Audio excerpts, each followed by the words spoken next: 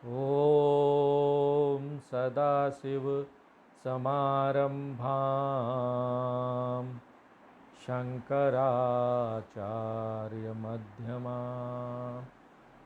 अस्मदाचार्यपर्यन्तां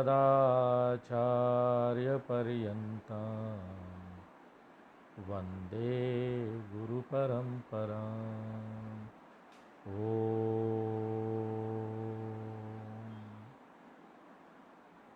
तो शिव भगवान का धनुष राम जी ने तोड़ दिया। अब तुलसीदास जी आगे वर्णन करते हैं कि धनुष टूटने पर वहाँ पर जो अलग अलग प्रकार के लोग थे उनके ऊपर किस तरह से अलग अलग प्रभाव पड़ा। झांझ, मृदंग, भेरी, दुंदुभी आदि सुंदर बाजे बजने लगे। स्थान स्थान पर स्त्रियां मंगल गीत गाने लगी। देखो रे सखी, राम जी ने धनुष तोड़ दिया। सबके दुख का अंत हुआ, अब मोह के अंत हुआ। देखिए, लेकिन यहां पर ये लोग ना नृत्य नहीं कर रही है। इसके पूर्व के प्रसंग में हम देखते हैं कि आकाश में अप्सराएं नृत्य कर रही है। तुलसीदास जी की यह बड़ी मर्यादा वाली बात है कि जनकपुरी की स्त्रियों को ना नृत्य करते हुए नहीं दिखाते, अप्सराओं को दिखा देते हैं। क्यों?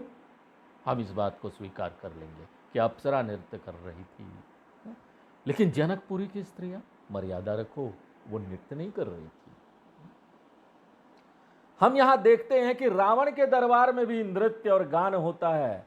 नृत्य और गान तो कला है, परंतु अगर यह कला गलत लोगों के हाथ में पड़ जाए, यही कला निशाचरों के हाथ में पड़कर निशाचरी रूप ले लेता है। सब कुछ कला है ऐसा हम नहीं बोल सकते। समाज में कला के नाम पर क्या हो रहा है आज आप देख रहे हैं। किस तरह से कला निशाचरी प्रवृत्ति की होती जा रही है। हर जगह यहां पर गाना बजाना सब कुछ होता है, ठीक है, हर जगह होता है, लेकिन एक सुंदर शास्त्रीय संगीत भी होता है यहां पर, जहां पर शास्त्रीय संगीत के गाने वाले अपने गुरुओं को प्रणाम करते हैं। कुछ करने से पहले सबसे पहले अपने गुरु को, अपने घराने के बारे में बताएंगे, अपने गुरु के बारे में बताएंगे, फिर सुंदर शास्त्रीय संगीत शांत वातावरण में आपको सुनाते हैं। और एक संगीत होता है जहां जाम पर जाम टकराया जा रहा है, ये निशाचरी संगीत है। कला कला है, लेकिन किसके हाथ में है, वो क्या रूप ले रही है। रावण के दरबार में यही नृत्य और कला, क्या हाल होगा इसका। जब अच्छे पुरुषों के हाथ में ये कला आती है तो क्या हो जाता है, मन को श्रेष्ठ और शुद्ध बनाने वाली एक गुणकारी कला बन जाती है। इसी प्रकार से देखिए, कविता में आप कविता करते हैं, अब ठीक है, अच्छे बड़े बड़े कवि लोग हैं, उसमें भौतिक लोगों की प्रशंसा करते हैं, बड़े बड़े लोगों के प्रशंसा में, वहां गुणगान में वहां कविता कर रहे हैं, स्तुति कर रहे हैं, निकृष्ट कला है।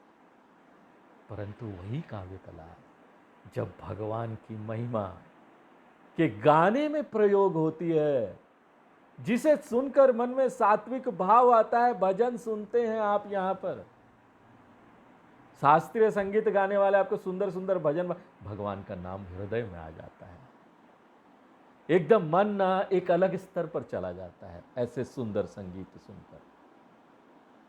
तो काव्य कला का दुरुपयोग हो रहा है कि सदुपयोग हो रहा है, यह देखना पड़ेगा।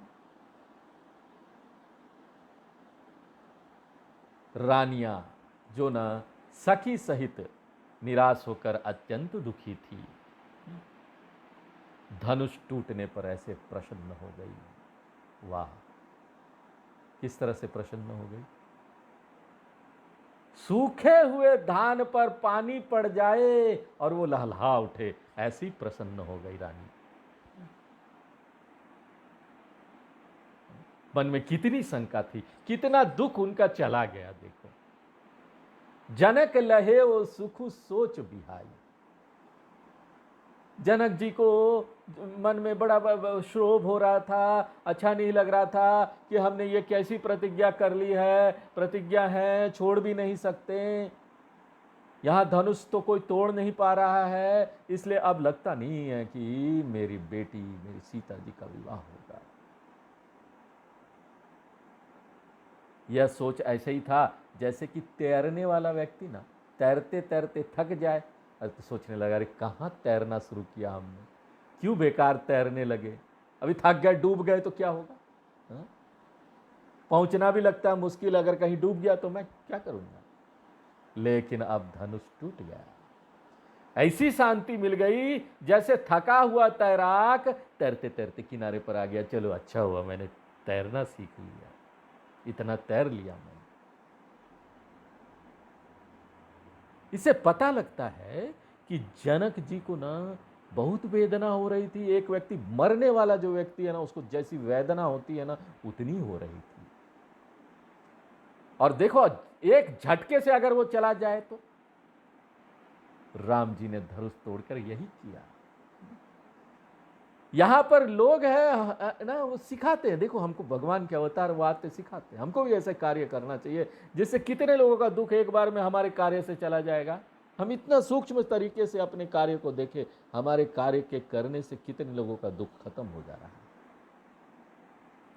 जनक जी धनुष टूटने पर जितना दुख हो रहा था ना, उसी मात्रा में उनको अब सुख हो रहा था। जो राजा लोग थे धनुष टूटने पर श्रीहीन हो गए, जैसे कि सूर्य के प्रकाश में दीपक की लौ टिमटिमाए भले ही, परंतु उसकी ज्योति क्या मंद पड़ जाती। सूर्य के प्रकाश में दीपक का लौ का क्या काम भैया, मंद मंद बख रहे। ऐसे ही राजा लोग मंद मंद लग रहे थे, मंच पर बैठे तो थे, परंतु भगवान राम के तेज के आगे वो सब श्रीहीन हो गए थे। अब सीता जी का सुख का वर्णन कैसे किया जाए। जैसे चातकी स्वाति नक्षत्र का जल पाकर प्रसन्न हो जाए, इस प्रकार से सीता जी प्रसन्न हो गई। तुलसीदास जी ने दोहावली लिखा है, ग्रंथ चातक के द्वारा भक्ति का वर्णन किया है। भक्ति वैसे ही होती है जैसे चातक की प्रीति। स्वाति नक्षत्र के जल के प्रति उनकी जैसी प्रेम होता है ना, एक चातक पक्षी का इंतजार करता है, हम नहीं पिएंगे जब तक वो नहीं मिले। संसार में जितना जल हो, हर तरफ नदी तालाब समुद्र बड़ा हो, लेकिन चातक क्या करेगा, प्रतीक्षा करेगा नहीं। स्वाति नक्षत्र में जो जल बरसेगा हम उसी को पिएंगे। चातक सुत ही बुला वही आन, नीर जनी लेऊ। चातक अपने पुत्र को बुलाकर कहता कि देखो हमारे वंश की परंपरा इस प्रकार की है कि कोई और दूसरा पानी मत पी लेना, केवल जब स्वाति नक्षत्र का पानी बरसे तो तुमको वही पीना है। माने ये सब संकेत है इस बात के कि भक्त लोगों को विषय सुख प्राप्त भी हो जाए ना, उसको भोगेंगे नहीं। भक्त है, संसार का सुख मिल रहा है, मिलने दो भैया, बहुत अच्छी चीज आ गई, मिलने दो, हमको भोगने का मन ही नहीं करता, हम क्या करें। हमको तो बस भगवान से प्रेम है, उनकी भक्ति से प्रेम। स्वाति नक्षत्र का जल हम इंतजार करेंगे, चलो भगवान का, ये क्या है, हमको नहीं चाहिए। दुनिया भर का सुख प्राप्त हो जाए, हम उसका तिलांजलि देने के लिए तैयार है। हमको तो परमात्मा का वो असीम आनंद चाहिए, वो आनंद जो परमानेंटली आ रहा है, हमेशा मेरे पास है। अरे आने जाने वाली चीजों को मैं क्यों ध्यान दूं। ये जो आनंद है यहां पर ना, ये सही में जो हमको विषय के भोग से जो आनंद मिलता है ना, वो सचमुच में आनंद नहीं है। आप ध्यान दीजिए, कोई भी चीज यहां पर आपको प्राप्त हो जाता है ना, जिससे आपको बहुत आपकी इच्छा थी, आपके मन में एक लक्ष्य था आपका कि हमको ये प्राप्त हो जाए, वो चीज प्राप्त हो गई। प्राप्त होने के बाद आपको उसका रखरखाव के लिए देखना पड़ेगा, खराब ना हो जाए। चल तो रहा है, अब आज टीवी लाए, आज गाड़ी लाए हैं, गाड़ी चल रहा है, कहीं ठुक ना जाए, डर डर के चलाते हैं रास्ते में। नई गाड़ी आई है BMW, मर्सिडीज, कौन मारेगा आगे से पीछे से, पता नहीं, डर डर करके चला रहे, कुछ हो ना जाए, कहीं ठोक ना दिया जाए। तो वो भी जो सुख मिल रहा है ना, दुख वाला सुख है ना, हमेशा भय लगा हुआ है। और कुछ दिन बाद ये भी पता है कि ये गाड़ी अब नई दूसरी गाड़ी मार्केट में आ जाएगी, ये गाड़ी का कोई वैल्यू ही नहीं रहेगा। अभी एक कितना देखिए गाड़ियां आती रहती है हर साल, हर साल क्या, हर 6 महीने में अब कंपनी ना गाड़ी बदल, नया नया मॉडल ले आती है, और लोग सोचते हैं हमको ये मिल जाए। यहाँ पर लोग हैं जो ना हर 6 महीने में गाड़ियां बदल देते हैं, उनको नई नई वो मॉडल वाली चाहिए होती है। और उनसे पूछो जाकर, आपको संतुष्टि मिल गई, आपको आनंद मिल गया? वो बोलेंगे कौन सा आनंद, कौन सी संतुष्टि, अभी तो नया मॉडल आया है मार्केट में, अभी तक हम ले नहीं पाए हैं, और आप बोल रहे संतुष्टि मिल गई। हमको नया मॉडल चाहिए। अब भक्त क्या बोलेगा, हमको कुछ नहीं चाहिए, हमको तो परमात्मा का आनंद चाहिए, वही वास्तविक आनंद है, मेरे मन में तो वो भरा हुआ है। तुलसीदास जी ने चातक के उदाहरण से समझाने की कोशिश की है कि परमात्मा का आनंद कैसा है, और उसे प्राप्त करने की एक निष्ठता बुद्धि में होनी चाहिए। हमारी बुद्धि उस बात को समझे तभी हम उसके लिए प्रयास करेंगे, नहीं तो यहाँ पर जितनी भी भोग वाली चीज़ें हैं ना, बहुत आकर्षित करने वाली है, हम उसके आकर्षण से बच नहीं सकते। भगवान को प्राप्त करने की जो एकाग्रता है वो तभी होगी जब हमारी बुद्धि इस बात को समझेगी, दुख दोषानुदर्शनम। यहां हर भोग में दुख और दोष का दर्शन कीजिए, अच्छे प्रकार से गहराई से देखिए कि उसमें भोग में सुख नहीं है। यह बुद्धि में अच्छी प्रकार से ना स्पष्ट हो जाना चाहिए। अब देखिए भक्ति का एक और सिद्धांत बताते हैं। भगवान श्री राम जी को लक्ष्मण जी इस प्रकार देख रहे हैं जैसे चकोर किशोर चंद्रमा को देख रहा है। चकोर पक्षी, उसको पूर्णिमा का चांद बहुत प्रिय होता है। जब पूर्णिमा का चंद्रमा उदित होता है तो वह पक्षी उसे ही देखता रहता है, ऐसे करके उसे अपनी दृष्टि हटाता ही नहीं। तो यहां पर आध्यात्मिक संकेत यह है कि व्यक्ति को अपने हृदय में पहुंचकर साक्षी चैतन्य की ओर ध्यान देना चाहिए। अभी हमने ध्यान करवाया था, तुम साक्षी हो, हर चीज का साक्षी हो तुम। यहां पहले तो हमको देखना पड़ेगा ना कि हमारे अंदर वो आत्मा है, हम शरीर है, ये उपकरण है, इतना सब जानोगे, बार बार इसको देखो, तब जाकर साक्षी वाला ध्यान कर सकते हो, नहीं तो साक्षी वाला ध्यान भी कैसे होगा। ये सब ज्ञान में होगा तब जब बताया जाता है कि हाँ तुम साक्षी हो, यहां पर व्यवहार चल रहा है, गुना गुनेशु वर्तन्ते है, इसको चलने दो, तब बात समझ में आती है कि हमको ऐसे साक्षी करके ध्यान करना है।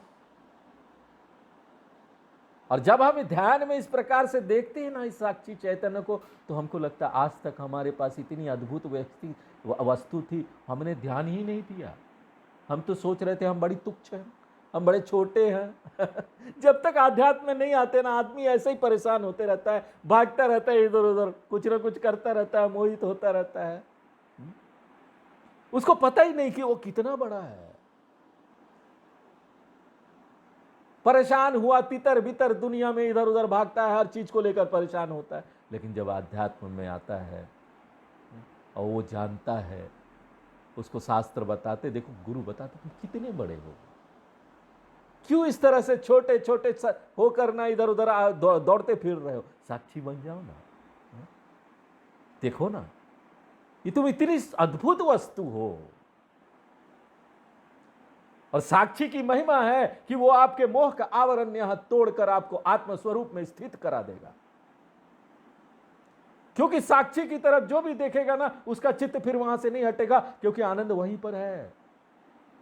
हम क्यों ऐसे इतने सुंदर आनंद को छोड़कर सीमितता की आनंद को छोड़कर एक तुच्छ छोटे मोटे आनंद, जो भी आनंद नहीं है, दुख दोषाना दर्शनम है, उस पर उसकी तरफ जाए। क्यों जाएं? तो लक्ष्मण जी भगवान राम को ऐसे देख रहे थे जैसे चकोर और चकवी। इसको उदाहरण से बताया गया, भक्ति ऐसी होनी चाहिए, ऐसी एकाग्रता होनी चाहिए। देखिए, जब हम बोलते हैं भक्ति एकाग्रता होनी चाहिए, ऐसी होनी चाहिए, तो ये बात नहीं है कि हर समय हम बैठे हुए हैं और भगवान का ध्यान कर रहे हैं। हमको ये बात समझना चाहिए कि हम पूरे दिन व्यवहार करते हुए ये एकाग्रता वाला भक्ति बनाए रख सकते। कैसे? पूछिए कैसे स्वामी जी? क्यों नहीं रख सकते आप? भगवान की तरफ, आध्यात्मिक की तरफ एकाग्र हम रह सकते हैं कि एक व्यक्ति, मान लीजिए, बड़ा उदाहरण देते हमारे स्वामी जी, सुंदर उदाहरण दिया उन्होंने, बताया कि किस तरह से, बड़ी सुंदर चीज है। एक व्यक्ति है ना, उसको कहीं जाना है, वो दिल्ली से बंबई की यात्रा कर रहा है, ट्रेन में बैठा है। अब उसको जाना है बंबई, और दिल्ली और बंबई के बीच कितने स्टेशन पर ट्रेन रुकेगी? अब वो दिल्ली बंबई जाते हुए बीच ट्रेन स्टेशन में उतरता भी है, कहीं रोटी लेता है, चावल लेता है, दाल लेता है, पैसे देता है, कहीं कोल्ड ड्रिंक्स लेता है, कहीं पानी का बोतल लेता है, पैसे देता है, और पैसे वापस भी लेता है।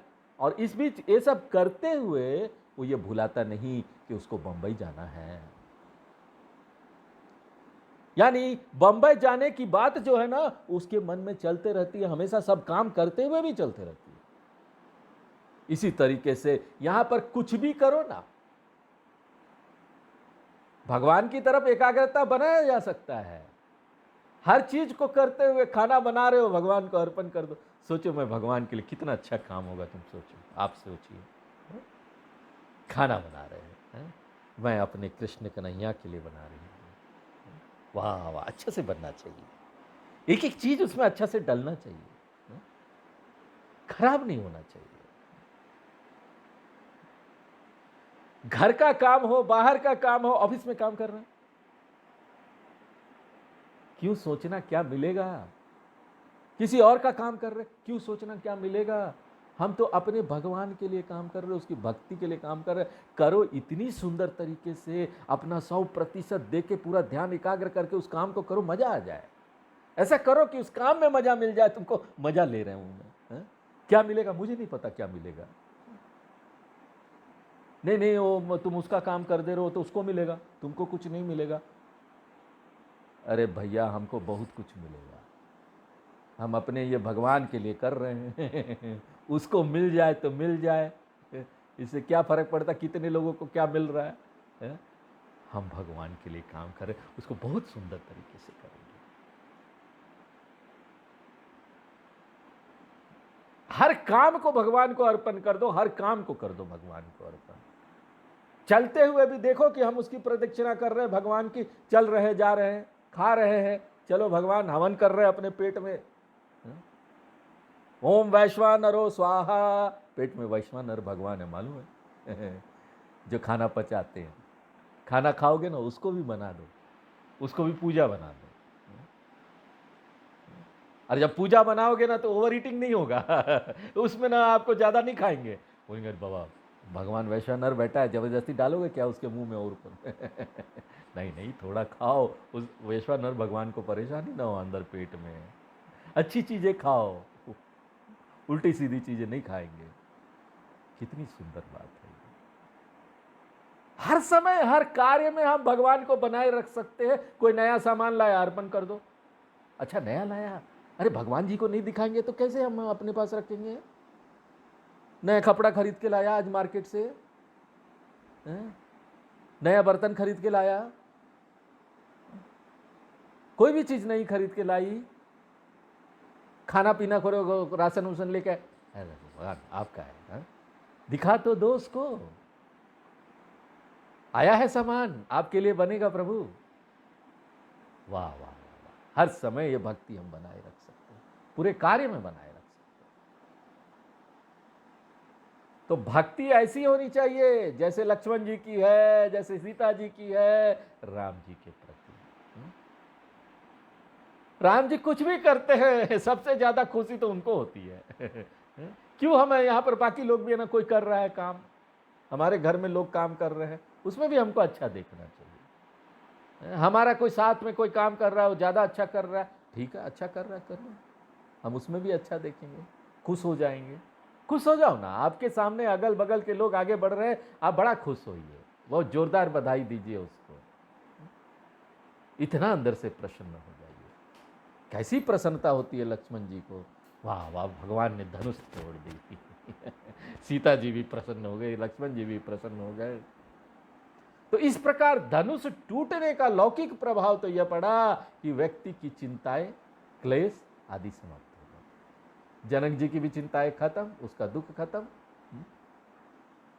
लक्ष्मण जी भी खुश हो गए, राजा लोग भी, जो अच्छे राजा लोग थे, आध्यात्मिक राजा, वो भी खुश हो गए। जनकपुरी के वासी तो वाह वाह नाचने गाने लगे, सबका दुख दूर हो गया। अब पारमार्थिक प्रभाव क्या पड़ा इससे? ये तो भौतिक बताया दिया हमने, पारमार्थिक प्रभाव क्या पड़ा? एक व्यक्ति जो संसार सागर में हाथ पांव मार रहा था, वो इस सागर के पार पहुंच गया। संसार सागर है। क्या है संसार? संसार क्या है पता है? जन्म और मृत्यु। इसके पीछे जो बीच में जो झोलमाल है ना, हर समय जो भय लगा रहता है, ये काम वो काम, ये डर वो भय, एक क्रोध वो मद मात्सर्य सब मन में आता है। जो भी बीमारी आ गई, पता नहीं क्या होगा, ये सब जो डर भय, कोई बोले ना हमको भय नहीं लगता है, झूठ बोलता है। यहाँ पर कौन ऐसा है जिसको भय नहीं लगता? बड़े से बड़ा धनी व्यक्ति है ना, उसके पास बहुत धन है, आप उसके पास थोड़ी देर बैठ जाइए। दुनिया का जो सबसे अमीर व्यक्ति है उसके पास बैठ जाइए, वो बोलेगा पता नहीं मुझे डर लग रहा है, अगले महीना मेरा नाम ना दूसरे या तीसरे या चौथे में ना चला जाए, बड़ा भयभीत हो रहा है। इतना पैसा वाला व्यक्ति डर रहा है, आप सोचिए क्या होगा। तो पैसा से क्या डर भागता है? हम कितना सहायता कर लेंगे किसी की पैसा से, धन से? देखिए, इसमें कोई शक नहीं है कि धन हमको सुविधा देता है, धन से हमको सुविधा मिल जाती है, लेकिन सुविधा मिल जाने से हमारा दुख दूर नहीं होगा, हमारा भय नहीं जाएगा। अच्छा बड़ा घर मिल जाएगा, गाड़ी मिल जाएगा, थोड़े पैसे आ गए तो अच्छी सुविधा हो जाएगी, वाह वाह वाह, लेकिन दुखी तो वही होते रहेंगे। पहले बैलगाड़ी में बैठ के दुखी हो रहे थे, अब ये एसी और मर्सिडीज गाड़ी में बैठ के दुखी हो रहे हैं। भैया क्या अंतर है? दुख तो वही है ना। दुख कहाँ गया? पहले जमीन पर सो के एक सूखा रोटी दिन में खा के दुखी हो रहे थे, अभी भैया बोलो नहीं, काजू किशमिश खा रहे, एसी रूम है, सब है, वहां दुखी हो रहे हैं। तो यहां पर क्या है ना कि धन से यहां पर शांति और संतुष्टि कभी संभव नहीं है। 8 साल का बालक नचिकेता कठोपनिषद में बोल देता है, न वित्ते न तर्पण्यो मनुष्य। 8 साल का बालक को यह पता चल गया। वो बोलता है देखो भगवान जी, यमराज जी, ये तुम जो मुझे दे रहे हो ना अपने पास रखो भैया। वो यमराज उसको लालच देते हैं, बोलते तुम मत पूछो, ब्रह्म ज्ञान मत पूछो, वो सबके बस की बात नहीं, आत्मज्ञान मुझसे मत पूछो। मैं ना तुमको लंबा उम्र दे दूंगा, तुमको अप्सराएं दे दूंगा, तुमको खूब पैसा दे दूंगा, जिंदगी भर तुम जितना साल यहां रहना चाहो ना, स्वस्थ और युवा व्यक्ति बनकर इस संसार में रह सकते हो, पूरा धरती का तुमको राज्य दे दूंगा। वो बोलता है ये सब ना यमराज जी आप अपने पास रखो, है? क्योंकि न वित्ते न तर्पण्य मनुष्य। वित्त से, पैसे से, धन से आज तक किसी को सुख और शांति नहीं प्राप्त हुई, तो हमको कहां से प्राप्त होगा? अब ज्यादा 8 साल का बालक समझकर मुझे बरगलाने का कोशिश मत कीजिए यमराज जी, मुझे तो आत्मज्ञान चाहिए, वही दो आप मुझे, उसी से संतुष्टि मिलेगी, उसी से फाइनल सॉल्यूशन मिलेगा, उसी से समाधान मिलेगा, मुझे यही चाहिए, मेरे मोह खत्म, संसार सागर से पार जाए।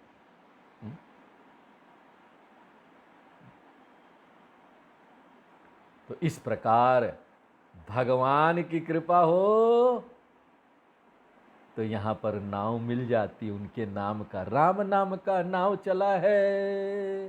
चलो भैया पार लगा लो इसमें डुबकी लगा के, बोलो ना जय सिया राम, बोलो ना जय जय राम।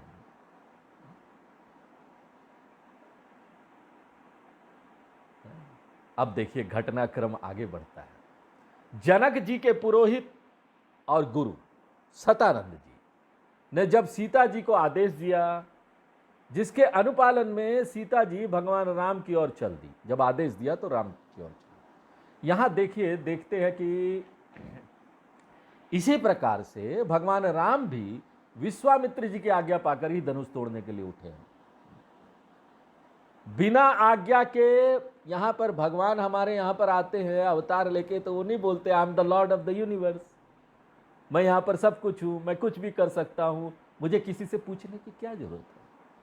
सीता जी भी बोल सकती थी मैं तो जगत माता हूं, मुझे किसी से पूछने की क्या जरूरत, जरूर जो करना है करते।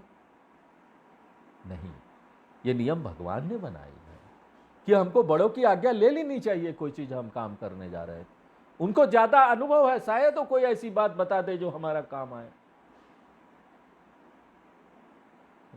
बिना गुरु की आज्ञा लिए न सीता जी आगे बढ़ी न राम जी आगे बढ़े।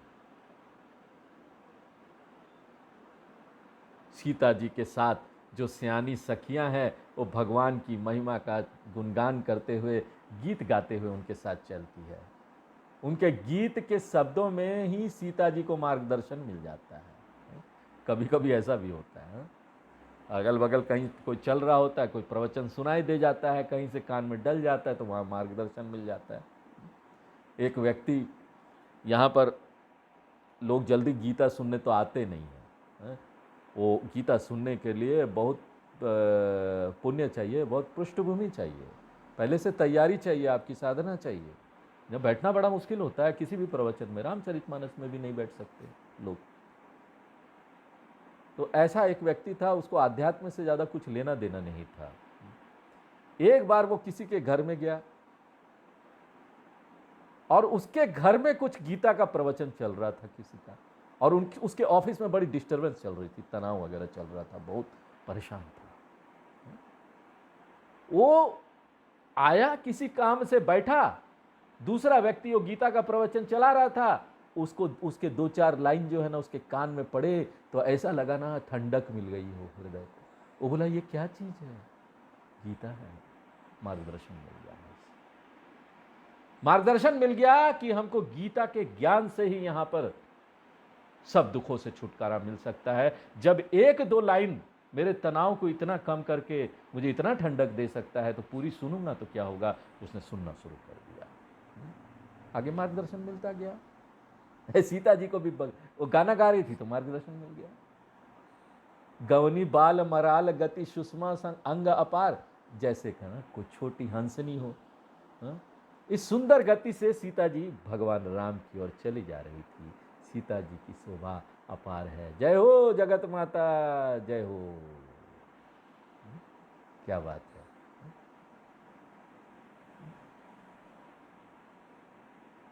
सीता जी जब तक राजा जनक के पास से भगवान राम की ओर जा रही है, तब तक तुलसीदास जी सीता जी की सुंदरता का वर्णन करते हैं। वो कहते हैं सखिया भी बहुत सुंदर है, उसके मध्य सीता जी भी बहुत सुंदर है। सीता जी के कमल के समान सुंदर हाथों में जयमाल और अधिक शोभा, बहुत सुंदर लग रहा था। और इस जयमाल में विश्व विजय का भाव भी भरा हुआ। माने सीता जी भगवान राम के गले में माला पहनाएगी तो यह भगवान के द्वारा विश्व विजय की सूचना है। चलो अब विश्व विजय होने वाला है। सीता जी की भावनात्मक स्थिति ऐसी है कि अपने सामने गुरुजनों